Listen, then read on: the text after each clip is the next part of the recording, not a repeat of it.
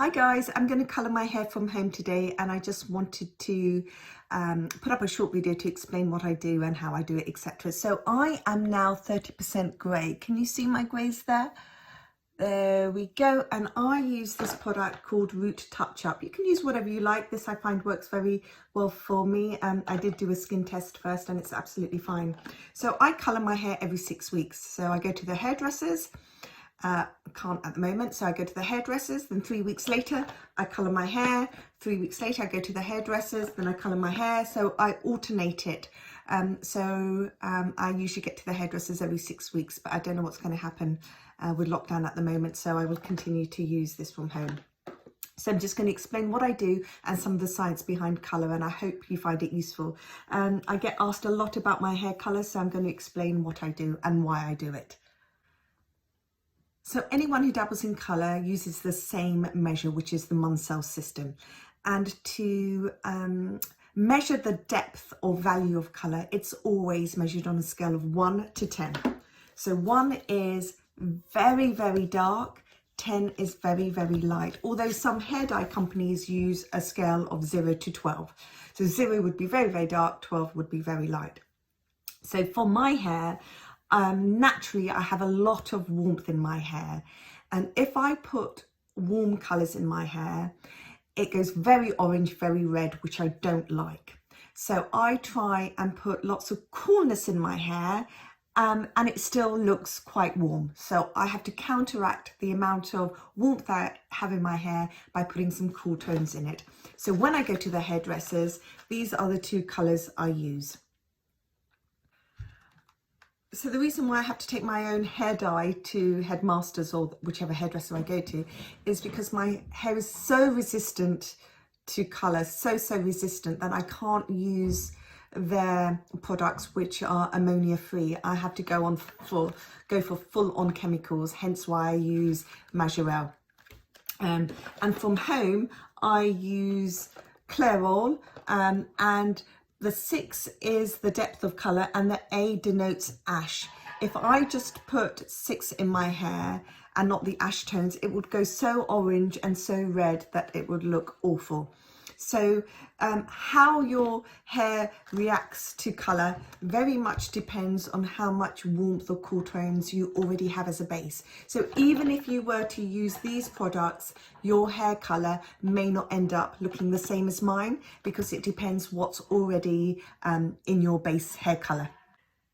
And just to say, because I am going grey, my hair before I was going grey was always quite dark. I used to be a 4, which is called a deep brown. But when my greys come through, so they don't look as obvious, I have over time gone lighter. So I'm now a 6. Or try and be a 6, which is a deep dark blonde, so hence the 6 ash. But when I go to the hairdressers, they mix the 6 base with the 7.1, and the 1 here denotes an ash. Also, because my hair is so resistant, my greys are so resistant to colour, in this Clairol packet it says 10 minutes. I have to keep this on for 45 minutes. Yep. That's the only way I will cover my greys.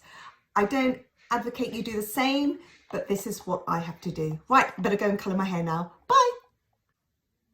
Sorry, forgot to mention one thing. When I colour my hair, I tend to wear a very dark wide neck top and dark trousers because I'm so clumsy I will get the dye everywhere. Or you could wear something buttoned through so you can take it off easily.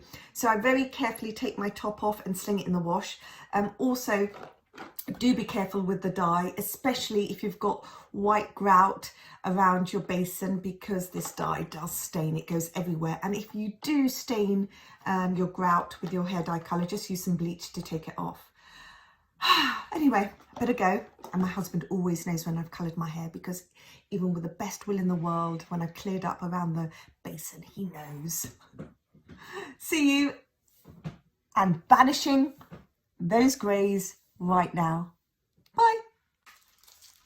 So I've opened the kit. You basically, in this little plastic dish, mix 1 with 2 really thoroughly with the brush, give it a good mix, and then you apply it to all your greys like so, and then I also partition it and do it on my hairline. It says leave on for 10 minutes and I'm really naughty, I leave it on for 45. So I'm going to do that now. I'm going to switch off the video and you'll see what it looks like once it's all applied.